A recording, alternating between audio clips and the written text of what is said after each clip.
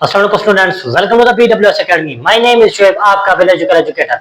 अच्छा स्टूडेंट्स, आज हम जिस ऑर्गेनेली को डिस्कस करने वाले हैं बेटा वो है हमारे पास कौन सा, न्यूक्लियस। तो चलते हैं बेटा टॉपिक की जानिब।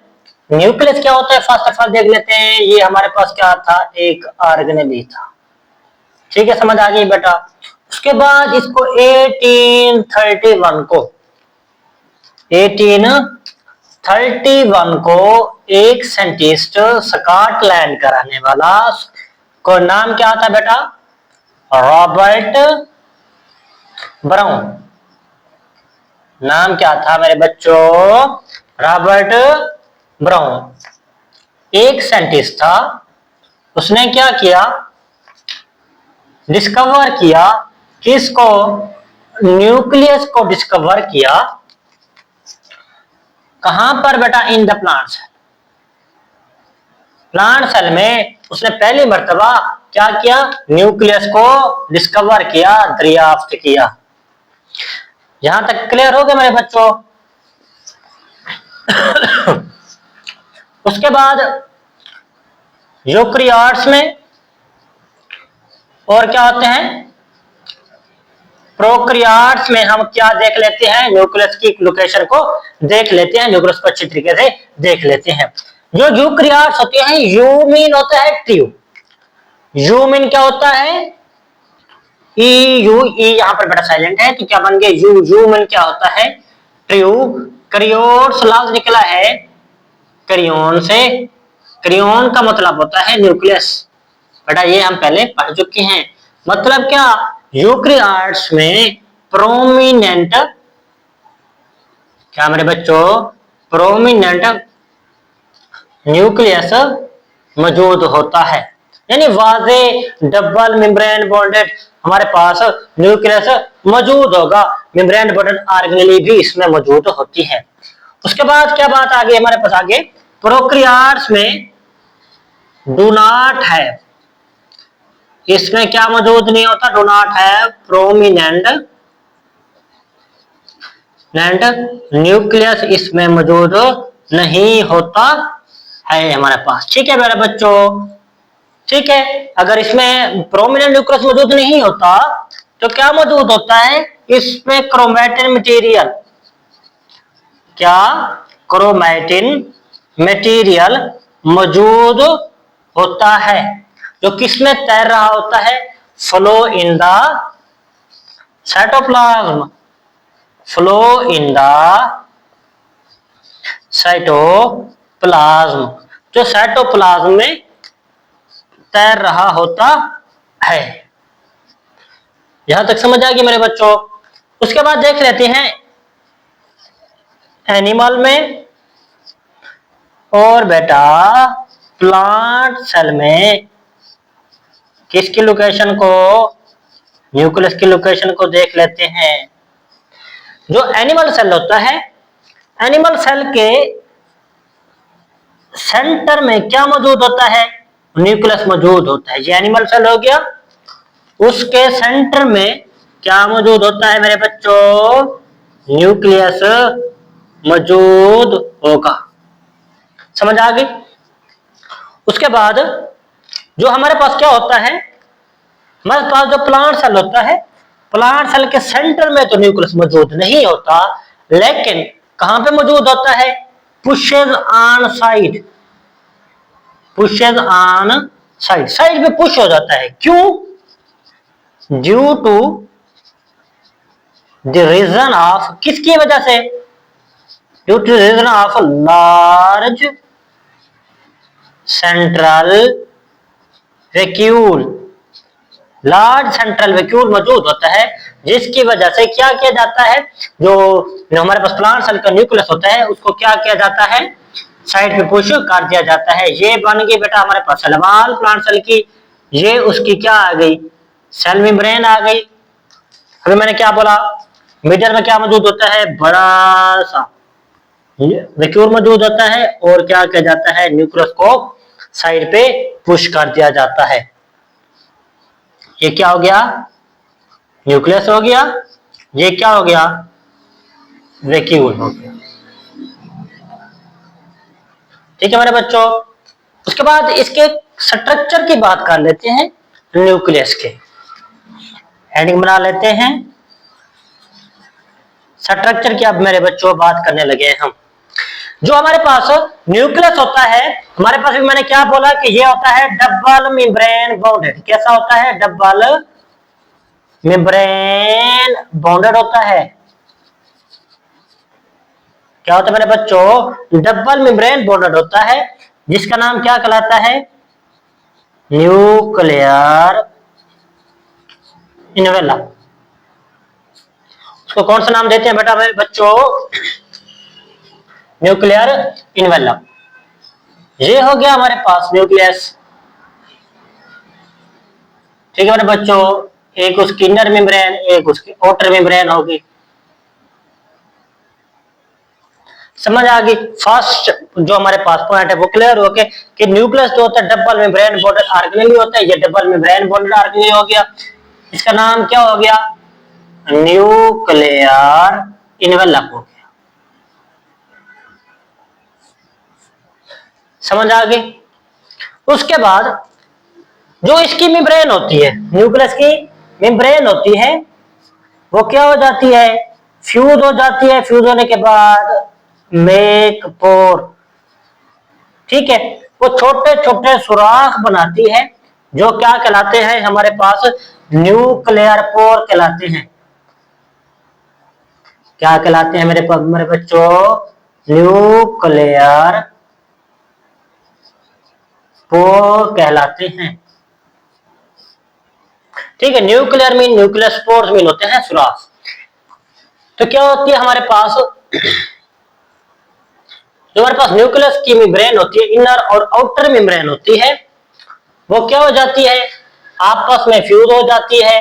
फ्यूज होने के बाद वो जो भी सुराख बनाते हैं, आपस में मिडिल में रास्ता बनाते हैं, तो वो क्या कहलाता है हमारे पास? न्यूक्लियर पोर कहलाता है। ठीक है बेटा, आउटर और इनर मेम्ब्रेन आपस में क्या हो गए? फ्यूज हो गए। फ्यूज होने के बाद यहां से एक सुराख बना, उस सुराख का नाम क्या है? Nuclear pore. ठीक है मेरे बच्चों, अगर ज्यादा होंगे तो उसे न्यूक्लियर पोर्स बोला जाता है। यहां तक क्लियर हुआ मेरे बच्चों? उसके बाद जिस तरह बेटा हमारे पास सेल के अंदर साइटोप्लाज्म मौजूद होता है, उसके अंदर पे फ्लूइड लाइक मटेरियल मौजूद होता है, जिसको हमने क्या नाम दिया था? साइटोसोल का नाम दिया था। इस तरह जो हमारे पास न्यूक्लियस होता है, उसके अंदर भी जेली लाइक मटेरियल मौजूद होता है। कैसा बेटा? जेली लाइक फ्लूइड मौजूद होता है किधर? In the nucleus. न्यूक्लियस में मौजूद होता है, जिसको नाम क्या दिया जाता है मेरे बच्चों? न्यूक्लियोप्लाज्म। न्यूक्लियोप्लाज्म का नाम दिया जाता है। ठीक है मेरे बच्चों, nucleo mean nucleus, plasm mean वो बोलते हैं बेटा हमारे पास फ्लूइड को। न्यूक्लियस के फ्लूइड को क्या कहेंगे हम? न्यूक्लियोप्लाज्म कहेंगे। क्या कहेंगे मेरे बच्चों? न्यूक्लियोप्लाज्म कहेंगे। उसके बाद के हमारे पास न्यूक्लियस के अंदर क्या होता है? न्यूक्लियस के अंदर एक भी हो सकता है, एक से ज्यादा भी हो सकता है। क्या? कुछ में डेंसली डार्क शेप्ड स्ट्रक्चर देखने को मिलते हैं। ठीक है मेरे बच्चों, densely dark shaped structure present किधर? इन द किधर? न्यूक्लियोप्लाज्म में। इन द न्यूक्लियोप्लाज्म या इन द न्यूक्लियस, जिसको क्या नाम देते हैं हम मेरे बच्चों? न्यूक्लियोलाई। क्या नाम देते हैं? न्यूक्लियोलाई का नाम इसको देते हैं। अगर सिंगल की बात करें,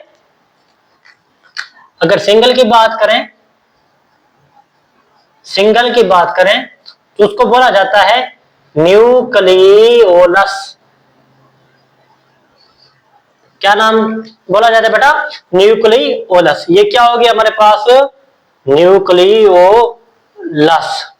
ठीक है, डार्क शेप स्ट्रक्चर है, किसधर मौजूद है? न्यूक्लियोप्लाज्म में, इनके न्यूक्लियस के अंदर ही मौजूद होता है, जिसका नाम क्या होता है? दोनों को कहते हैं न्यूक्लियाई, सिंगल को कहते हैं तो न्यूक्लियोलस। यहां तक क्लियर हुआ बेटा। ये इत्तेदाद वेरी करती है कि जो सेल सबसे ज्यादा काम करता है, जिसको सबसे ज्यादा काम करना पड़ता है, तो उसके पास न्यूक्लियोलाई की तादाद भी ज्यादा होती है। जो हमारे पास न्यूक्लियोलाई होता है, न्यूक्लियोलस होता है, न्यूक्लियोलाई होता है, वो किस चीज से मिलकर बना हुआ होता है? वो हमारे पास आरएनए प्लस मेरे बच्चों प्रोटीन से मिलकर बना हुआ होता है।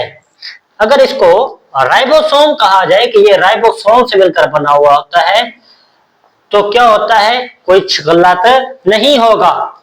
ठीक है, न्यूक्लियोलस में आरएनए भी मौजूद होता है, प्रोटीन भी मौजूद होती है, तो दोनों मिलकर क्या बनाते हैं? राइबोसोम। मेन राइबोसोम इसमें मौजूद होता है। जो सेल सबसे ज्यादा वर्क करता है तो उसको प्रोटीन की जरूरत पड़ती है, तो प्रोटीन की सिंथेसिस कौन करवाते हैं? राइबोसोम करवाते हैं। इसलिए जो सेल सबसे ज्यादा वर्क करते हैं उसके अंदर न्यूक्लियोलाई की तादाद भी ज्यादा होती है। ठीक है बच्चों, यहां तक क्लियर हुआ? उसके बाद हमारे पास जो न्यूक्लियस होता है उसके अंदर क्या होता है? थ्रेड लाइक, बिल्कुल धागानुमा थ्रेड लाइक स्ट्रक्चर प्रेजेंट होता है। थ्रेड लाइक धागानुमा शाखाएं मौजूद होती हैं, जिसका नाम क्या होता है? जिसको हम क्या कहते हैं? क्रोमैटिन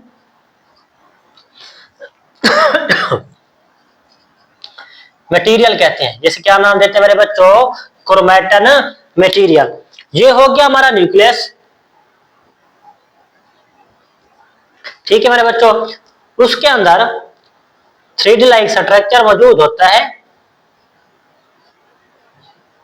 जिसका नाम क्या होता है? क्रोमैटिन मटेरियल उसको कहते हैं। उसके बाद ये जो क्रोमैटिन मटेरियल होता है, ये तो एक थ्रेड लाइक स्ट्रक्चर होता है, लेकिन मिलकर बना हुआ किस चीज से होता है? अगर इसकी केमिकल कंपोजिशन देखें तो ये हमारे पास एक तो हमारे पास डीएनए से मिलकर बना हुआ होता है, दूसरा किस चीज से? प्रोटीन से मिलकर बना हुआ होता है। डीएनए क्या होता है?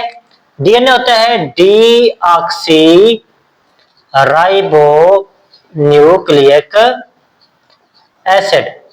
इस तरह मेरे बच्चों जो आरएनए था वो क्या होता है? आरएनए होता है हमारे पास राइबो न्यूक्लिक एसिड। फर्क क्या है आरएनए और डीएनए में? बस आप इतना याद रखें, इसके लिए आपको पूरी क्लास लेनी पड़ेगी मेरे बच्चों, कि आरएनए होता है उसके पास ऑक्सीजन एक ज्यादा होता है, तो बस और डीएनए के पास क्या होता है? ऑक्सीजन कम होता है, इसलिए क्या बोलते हैं? डीऑक्सी, मतलब एक ऑक्सीजन इसमें कम हो जाता है। उसके बाद प्रोटीन मौजूद होती है। प्रोटीन कौन सी? इसमें हिस्टोन प्रोटीन होती है। समझ आ गई कि जो हमारे पास जो क्रोमैटिन मटेरियल है इसके पास क्या मौजूद होगी? प्रोटीन मौजूद होंगी। कौन सी प्रोटीन होंगी? ना हम हिस्टोन प्रोटीन होगी। ठीक है, तो ये जब डीएनए और प्रोटीन कौन सी? हिस्टोन मिलेंगे तो क्या बनाएंगे मेरे बच्चों? क्रोमैटिन मटेरियल बनाएंगे। जब आता है बेटा ड्यूरिंग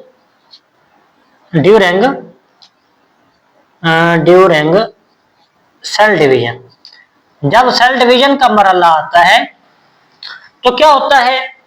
जब सेल ने डिवाइड होना होता है तो ये जो हमारे पास क्रोमैटिन मटेरियल होता है, क्या होता है?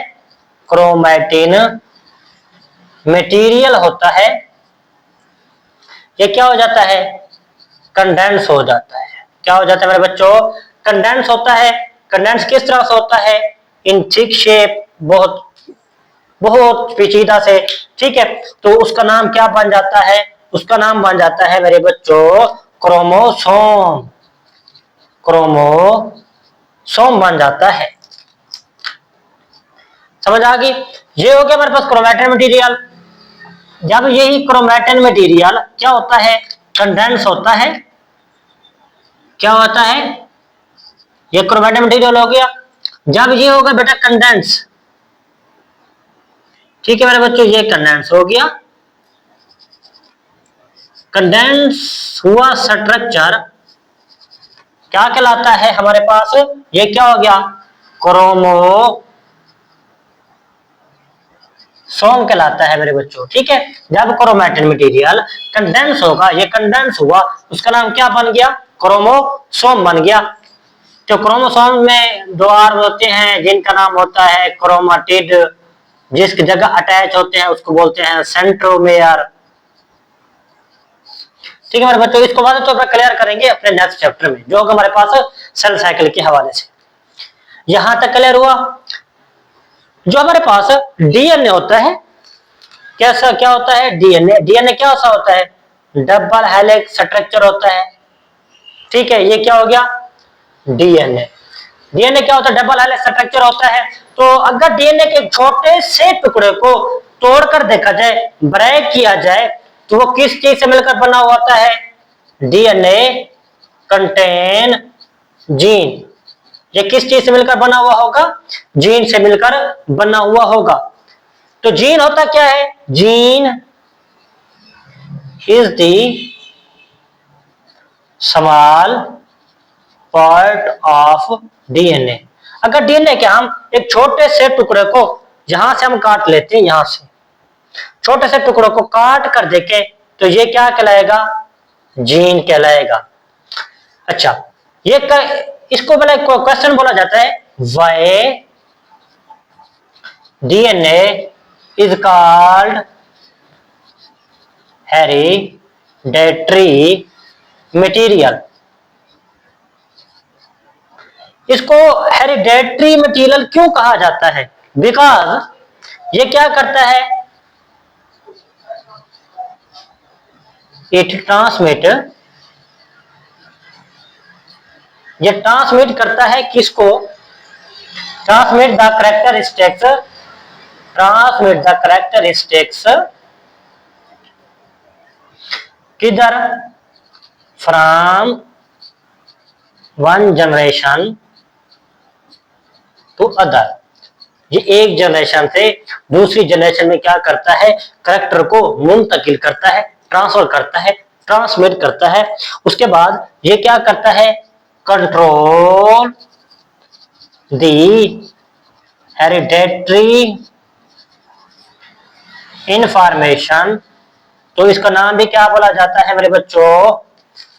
क्या इसको बोला जाता है? इसलिए इसको क्या बोला जाता है? DNA is called the hereditary material. के मेन के जो डीएनए होता है, एक तो कैरेक्टरिस्टिक को कंट्रोल कर रहा होता है, कंट्रोल करने के बाद हमारे आंखों का रंग, बालों का कलर, ये क्या होता है? कैरेक्टर होते हैं जो हमारे दादा परदादा, नाना ननियाल वगैरह हमें ट्रांसफर होते हैं। तो ये पीछे से कंट्रोल कौन कर रहा होता है?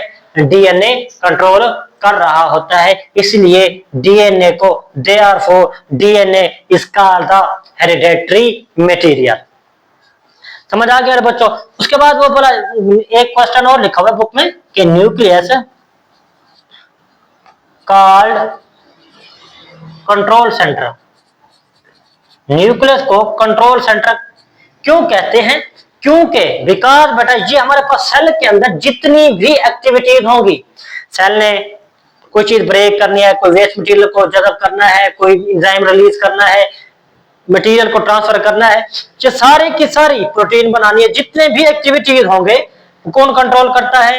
न्यूक्लियस कंट्रोल करता है। इसलिए न्यूक्लियस को क्या क्या कहते हैं? Control centre of the cell भी बोला जाता है।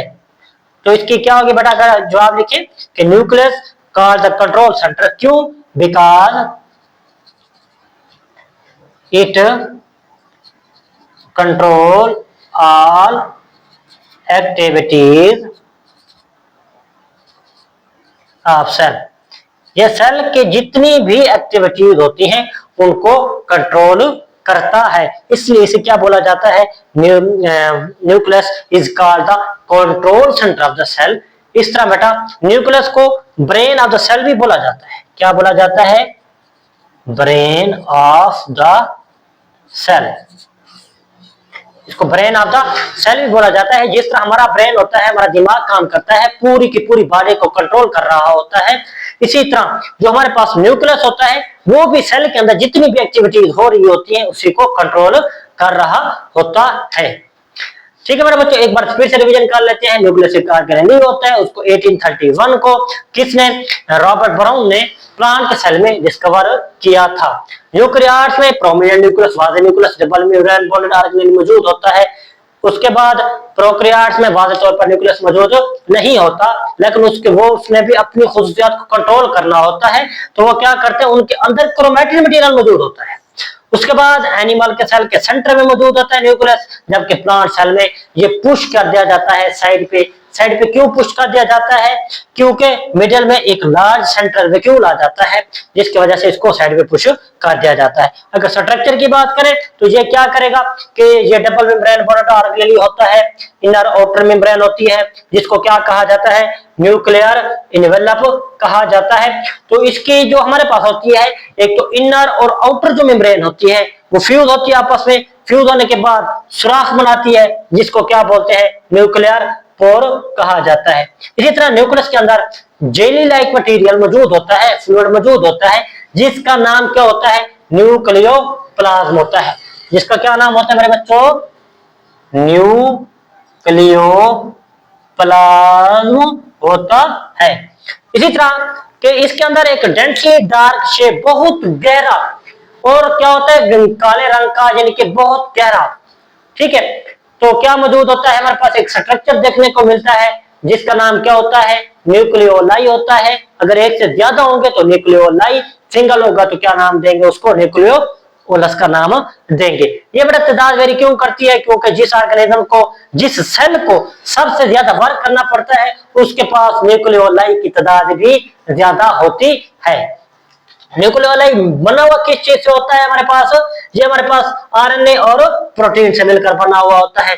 आरएनए क्या होता है, राइबोन्यूक्लिक एसिड होता है। ये हमारे लेक्चर में नहीं है, हमारी बुक में नहीं है, तो इसको आगे चलकर देखेंगे, मजीद क्लियर करेंगे। उसके बाद क्या है, प्रोटीन है, प्रोटीन से मिलकर बना हुआ होता है। जब आरएनए प्रोटीन मिलते हैं तो क्या बन जाता है, राइबोसोम बन जाता है मैसेंजर आरएनए की मौजूदगी में। तो क्या होता है, न्यूक्लियोलस आरएनए और प्रोटीन से मिलकर बना हुआ होता है।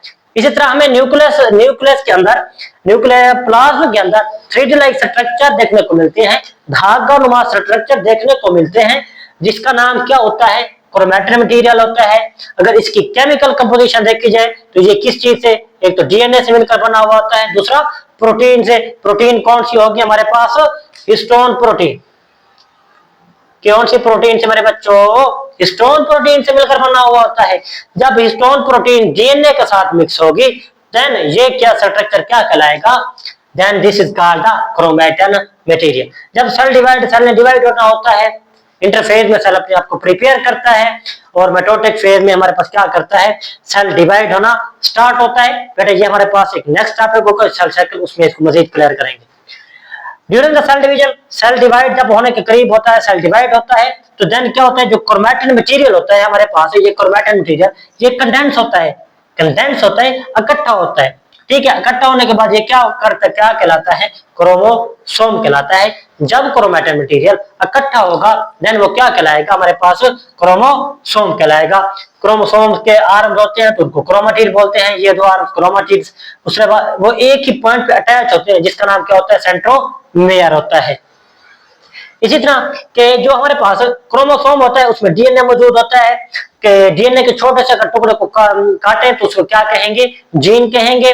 तो एक शॉर्ट क्वेश्चन पूछा जाता है कि why DNA is called the hereditary material, कि इसको हेरिडेटरी मटेरियल क्यों कहते हैं, बिकॉज ये क्या करते हैं, हमारी जब खुसूसियात कैरेक्टर वन जनरेशन तो अदर जनरेशन में एक तो ट्रांसफर करता है, दूसरा क्या करता है, ये उसकी पूरी की पूरी कैरेक्टर को कंट्रोल कर रहा होता है। जैसे कि हमारे बालों का कलर हो गया, आंखों का कलर हो गया, स्किन का कलर होगा, ये हमारी विरासत से आते हैं। उसी को कौन कंट्रोल कर रहा होता है, हमारा डीएनए कंट्रोल कर रहा होता है। इसलिए DNA, therefore DNA is called the hereditary material.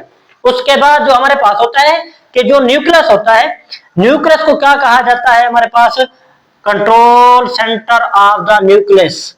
क्या बोला जाता है मेरे बच्चों, control centre of the nucleus बोला जाता है। क्यों बोला जाता है, because it control all the activities of the cell. जितना भी सेल में काम होता है, जितने भी फंक्शंस होते हैं, वो कौन कंट्रोल कर रहा होता है, न्यूक्लियस कंट्रोल कर रहा होता है। So nucleus is called the control centre of the cell. इसको हम ब्रेन ऑफ द सेल भी कहते हैं। क्यों? क्योंकि जिस तरह हमारा ब्रेन होता है हमारी हर चीज को कंट्रोल कर रहा होता है, देखना, सुनना, चखना, सोचना, ठीक है। उसके बाद इसी तरह सेल के अंदर भी जितना भी काम कर रहा होता है वो पीछे से कौन कंट्रोल कर रहा होता है? न्यूक्लियस कंट्रोल कर रहा होता है।